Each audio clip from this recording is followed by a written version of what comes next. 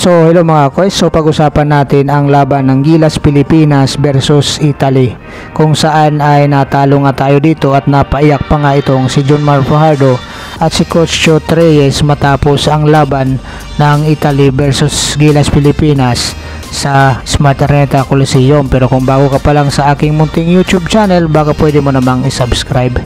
Pero ito mga koys, pinuntahan natin ang box score. So 90-83 lamang, panalo nga dito ang mga Italiano. So kung mapapansin natin dyan mga koys, ay lamang tayo sa rebounds at saka sa 2-point area.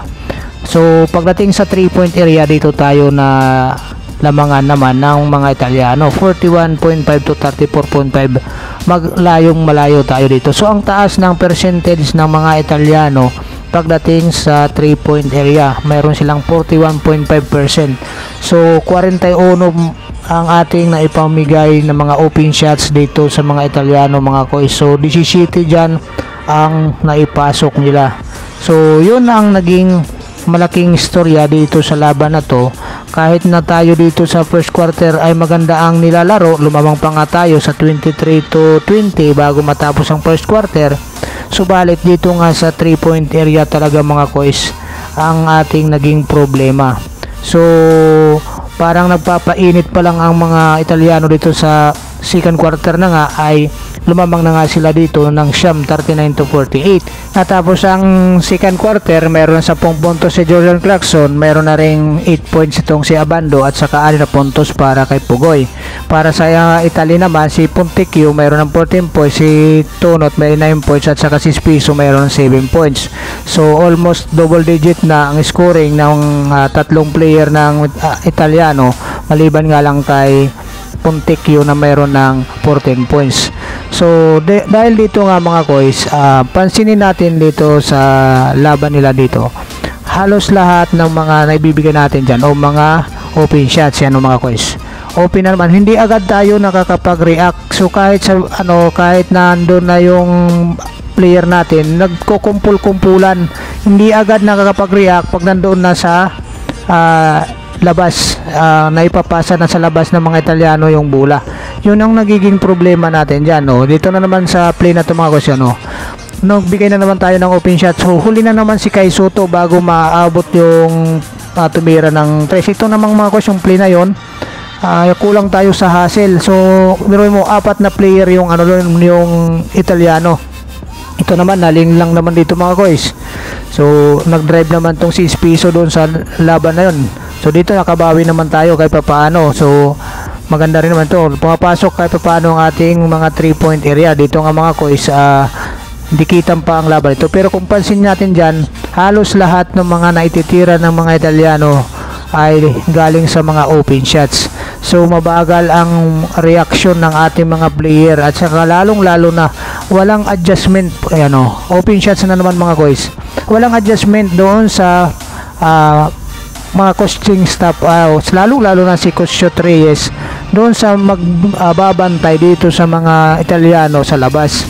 So dapat dito mga koys, tinao-tao na yung mga player ng Italiano dito, kasi halos lahat sa kanila dyan tumitira sa labas. So dapat nag-focus dyan ng mga player, lalong lalo na yung ating coaching staff, sa depensahan itong 3-point area.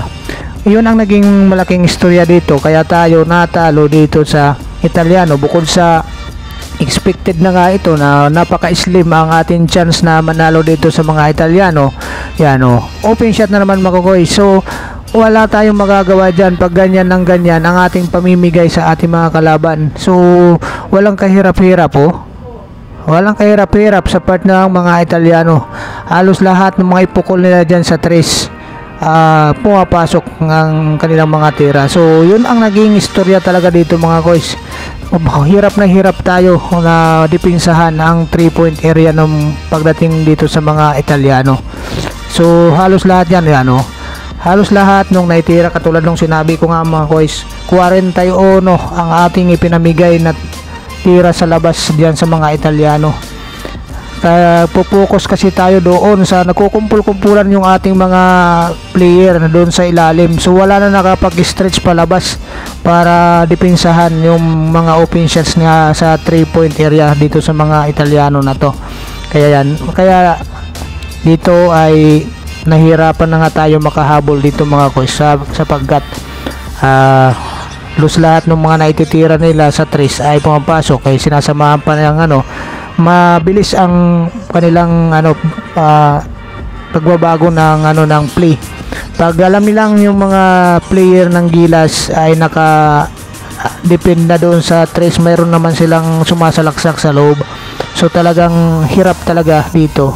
Kaya nga sila world rank number 10 dahil nga dito sa kanilang offensive prowess. So halos lahat talaga mga guys, wala talaga tayong magagawa dyan pag ganyan ng ating ibibigay na depensa sa kalaban natin.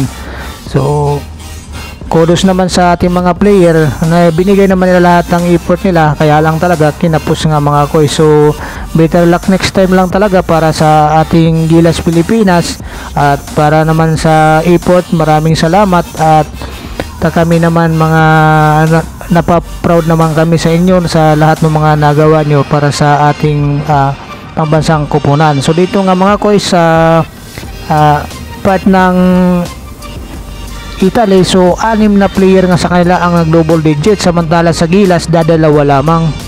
So maraming salamat mga koys. Kung meron kayo mga komento, iwan nyo lang dyan sa baba, at God bless you all. Bye bye.